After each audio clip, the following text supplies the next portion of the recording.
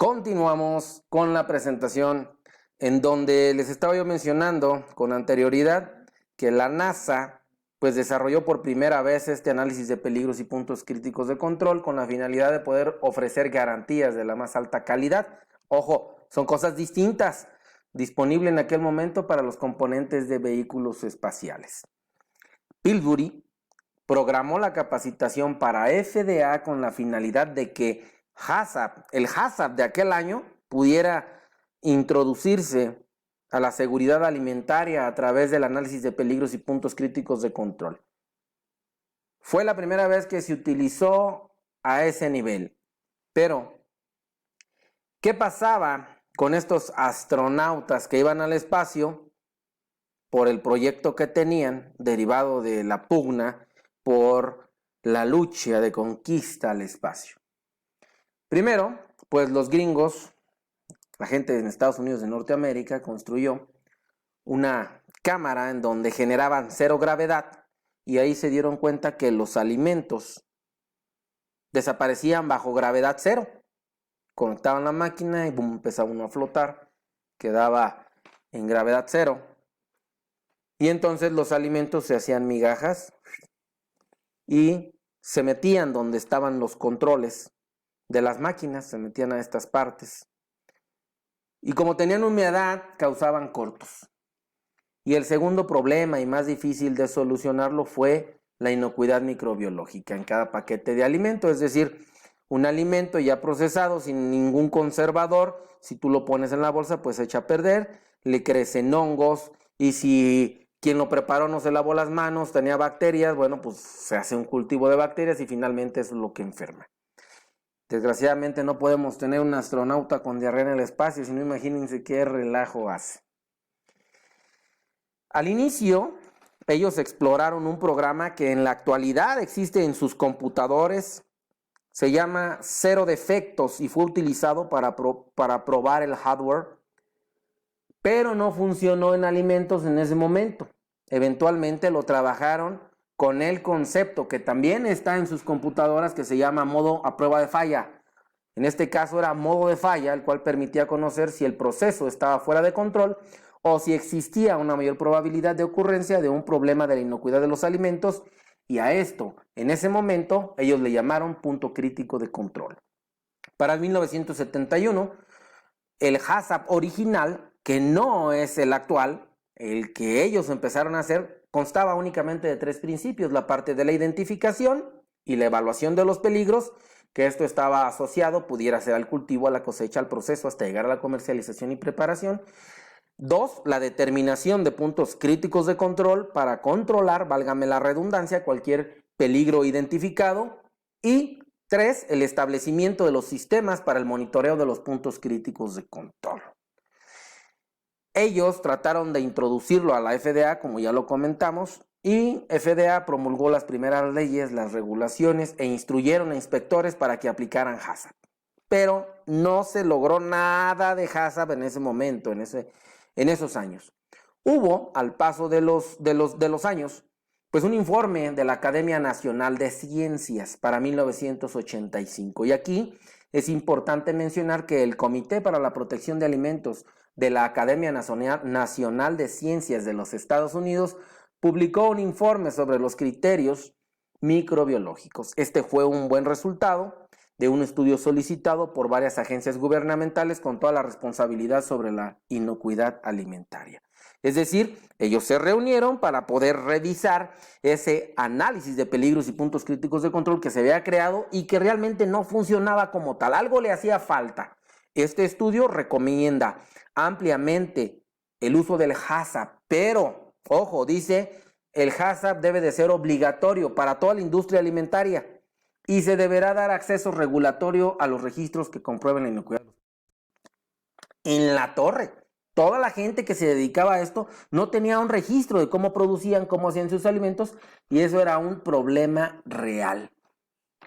Sigue pasando. Te acercas a un productor, sus registros, no tengo. Empiezan a espantarse. ¿Tú de dónde vienes? ¿Para qué los quieres? Pero es necesario para la inocuidad y además para la producción. Ustedes lo saben muy bien.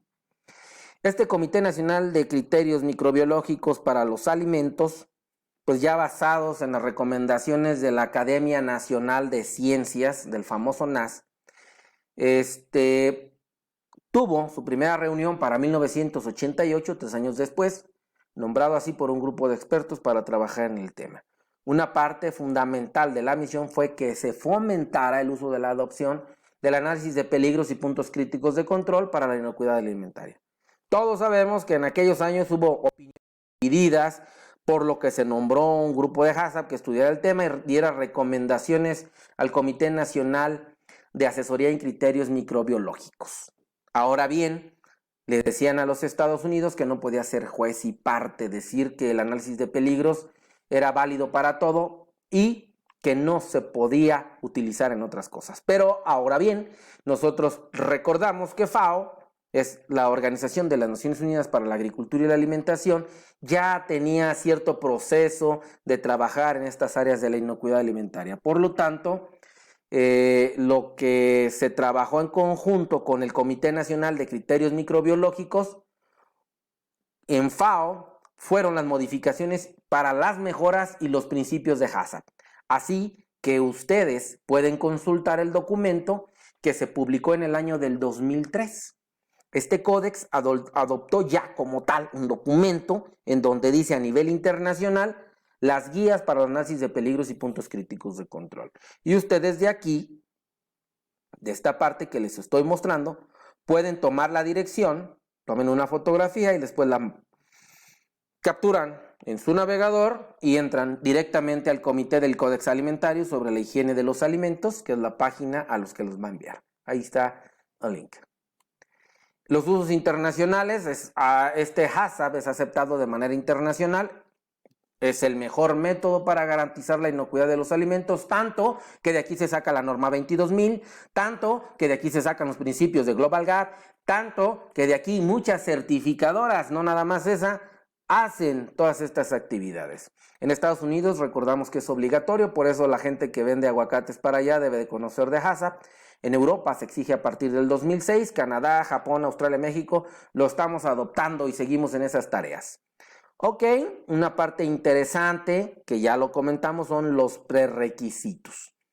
La frase de prerequisitos, como dicen los documentos, se acepta el término correcto para describir una serie de programas. Ojo, porque esto es lo que ustedes tienen que ver al desarrollar sus tareas. ¿Qué son los prerequisitos? Aparte de la infraestructura básica y operativa, bueno, dentro de ese término correcto se describe una serie de programas que son necesarios para establecer la plataforma de los sistemas basados en el análisis de peligros y puntos críticos de control. Muchos de los programas de prerequisitos se basan en las buenas prácticas y entonces aquí debemos de hablar de los manuales de buenas prácticas agrícolas y de los programas federales como los sistemas de reducción de riesgos de contaminación de el SENACICA o las buenas prácticas de manipulación de alimentos de nuestra Secretaría de Salud. Ahora bien, los prerequisitos también pueden incluir los sistemas de gestión de calidad. Una norma que tenga gestión de calidad, pues hablamos de ISO 22000, en donde se lleva calidad e inocuidad a la par, van entrelazadas para el sistema poderlo fortalecer y verificar en el mismo momento las dos situaciones, inocuidad y calidad. Pero recuerden que son cosas distintas, no confundan. Estos prerequisitos, ya lo mencioné y lo sigo diciendo, brindan las condiciones ambientales, de infraestructura, de operatividad básica para producir alimentos inocuos.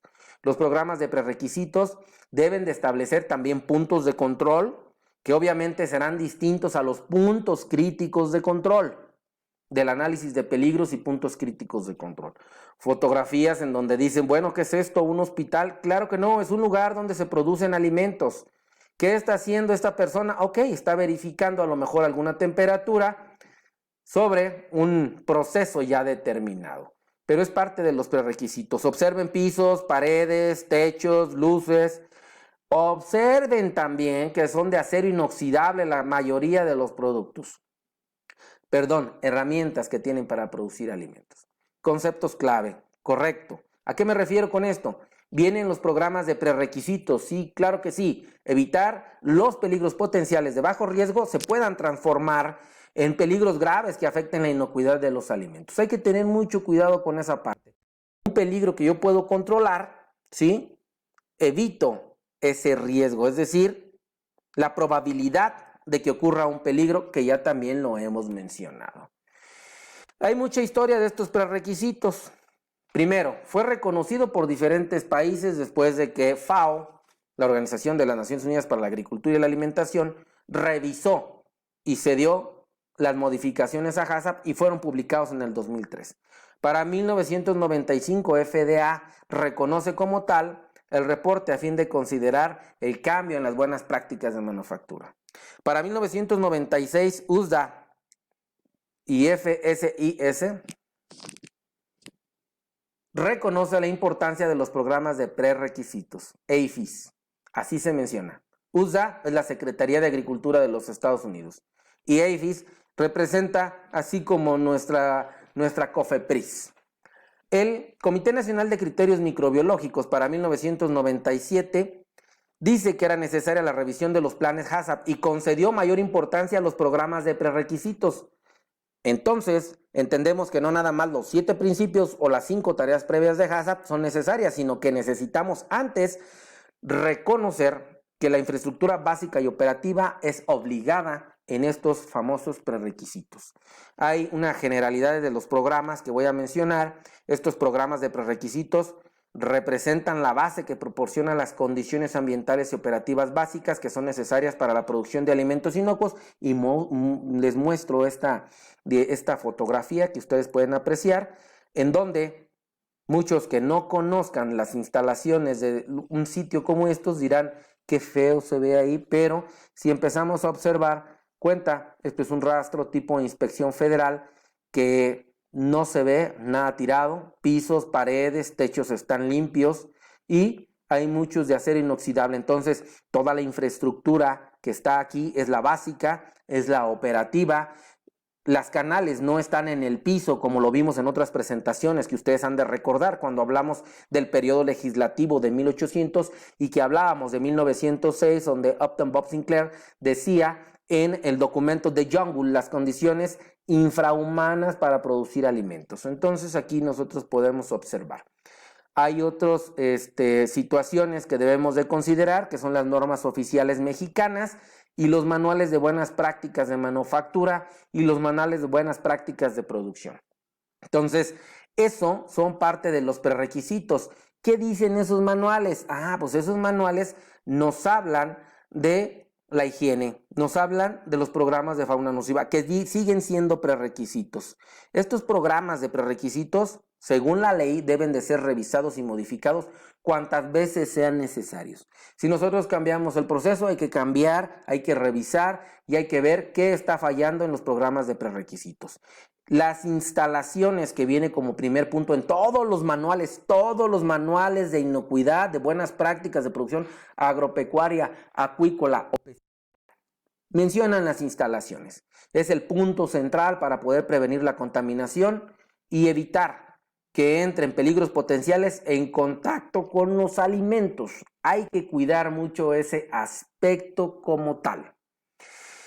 El personal, los manuales, todos hablan del personal. El personal necesita garantizar la inocuidad porque él puede ser la fuente de contaminación. Por lo tanto, debe de haber un programa de higiene, debe de haber una norma de educación, debemos de tener capacitación, ilustrarlos, enseñarlos, decirles cómo son los programas de bioseguridad. Todo eso está asentado en estos programas de prerequisitos, manuales de buenas prácticas. Equipos de producción.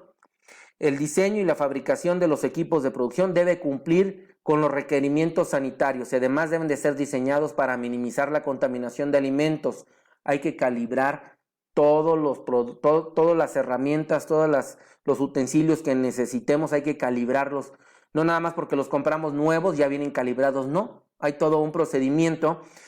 Tenemos un organismo que se llama la EMA, es una entidad mexicana de acreditación, la cual autoriza a las tercerías para que puedan calibrar todo este tipo de equipos. Aquí me voy a detener porque el tiempo se me ha terminado. Los 15 minutos que me da este programa se me han terminado, pero vamos a seguir con más prerequisitos.